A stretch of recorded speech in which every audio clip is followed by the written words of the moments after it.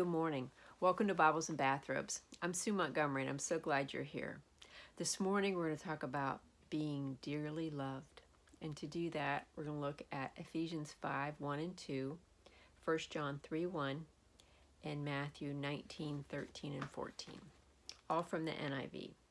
In Ephesians, be imitators of God, therefore, as dearly loved children, and live a life of love, just as Christ loved us and gave himself up for us as a fragrant offering and sacrifice to God. And then over to 1 John.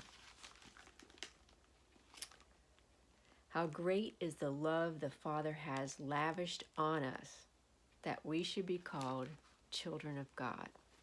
And then to Matthew. Then little children were brought to Jesus for him to place his hands on them and pray for them. But the disciples rebuked those who brought them. Jesus said, "Let the little children come to me, and do not hinder them, for the kingdom of heaven belongs to such as these." When he had placed his hands on them, he went on from there. I don't know if you have ever heard the song, I Want to Go Back by David Dunn, but it starts with the sound of children playing. No music, just a playground. They're laughing and giggling.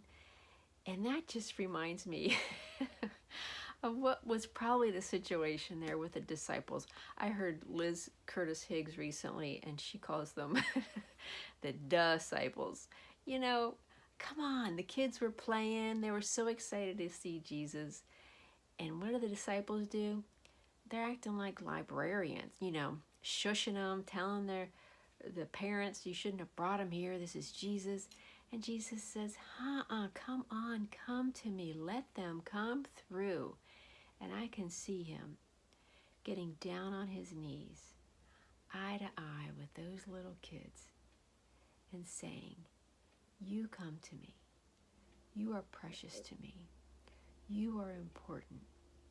You are dearly loved. And it's the same thing that he's saying to us this morning, to what he's saying to you this morning. You are precious. You are important. You are dearly loved. I'm Sue Montgomery. This is Bibles and Bathrobes. God loves you, and so do I.